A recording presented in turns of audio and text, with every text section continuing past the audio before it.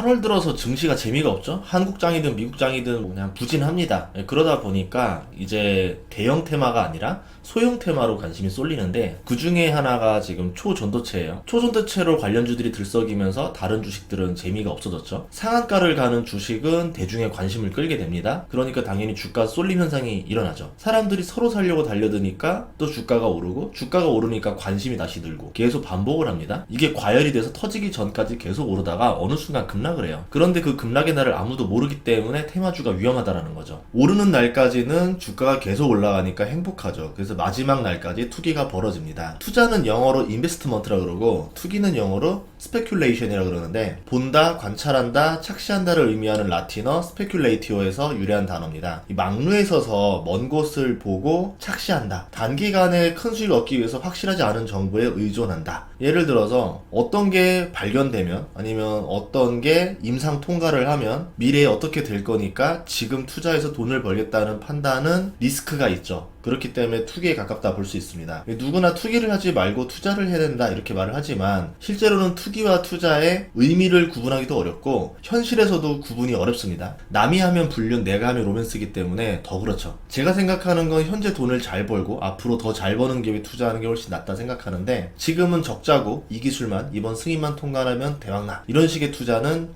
투기에 가깝다 볼 수 있습니다. 다들 스스로 투기인 걸 알면서도 인정하지 않아요. 왜냐하면 돈만 벌면 됐지 뭐 투자 투기 뭐가 중요해 이러거든요. 그렇기 때문에 누군가와 투자와 투기에 대해서 대화를 할 필요도 없다 생각해요. 나만 잘 투자하고 나 혼자 돈을 벌면 되는 게 주식시장이다. 징검다리인 휴일을 틈타서 의심가는 일이 하나 있었어요. 주말에는 초전도체가 맞다는 SNS 때문에 관련주가 대부분 상한가에 갔었는데요. 그리고 장 마감 후에 관련주 중에 하나인 서남의 최대 주주가 주식을 전량 매도했다라는 뉴스가 나왔습니다. 이게 최대 주주는 미국의 반도체 장비 회사인 어플라이드 머티리얼즈로 10% 지분을 가지고 있었는데 전량 다 매각했어요. 8월 14일에 판 것은 아니고 8월 11일 이전에 팔고 공시를 14일에 냈습니다. 최대 주주가 조금만 팔아도 악재인데 전량 매도는 악재가 맞죠. 이 물량을 개인들이 다 떠안았다라는 겁니다. 날짜를 추정하기는 어렵지만 최대 주주는 이 매매로 최소 150억에서 최대 300억 정도의 이익을 냈을 거로 추정이 되고 있습니다. 시총 700억 정도 하는 기업이 갑자기 시가총액 3천억을 넘으니까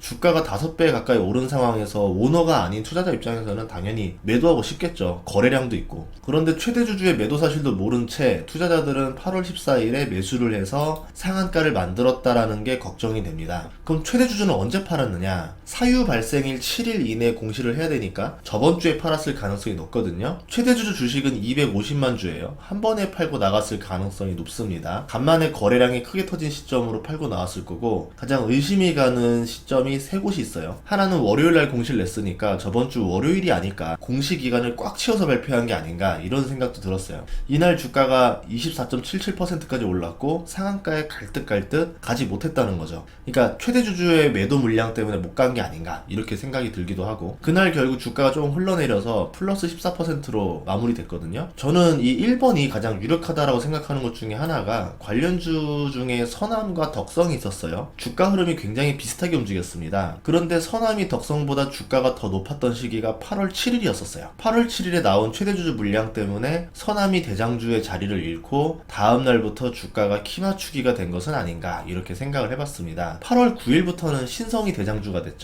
다음날 또 올라서 장초에 플러스 22%가 올랐어요. 근데 시간이 1시간, 2시간도 안 돼서 바로 내려갑니다. 상한가에 갈 줄 알았던 주식이 플러스 22%를 찍고 나서 계속 밑으로 흘러내렸는데 이날 최대주주 물량 때문에 결국은 흘러내린 거 아니냐 이렇게 생각해 볼 수도 있어요. 저는 1번 아니면 2번을 보는 이유가 이 장 초반에 거래량이 많은데 장 초반에 기세가 꺾여버렸다라는 점. 지분의 10%라는 대규모 물량을 털어내려면은 이때가 유리하기 때문에 1번 아니면 2번 구간에서 최대주주 매도가 있지 않았을까 이렇게 추정을 해보고 3번은 화요일날 주가가 급락을 하면서 하한가로 갔는데 오전에 20% 오르고 장마감은 마이너스 30%로 끝나면서 이날 8월 8일 투자한 사람이 고점에 물렸으면 50% 손실을 입었겠죠. 하지만 3번은 좀 애매한 게 선암만 떨어진 게 아니라 다 같이 떨어졌었거든요. 근데 이때 매도 물량 때문에 선암이 떨어지니까 덕성도 같이 끌어내리는 이런 모습이 나왔을 수도 있고, 실제로 그날 악재 뉴스도 하나 있었어요. 그러면서 내려갔을 수도 있습니다.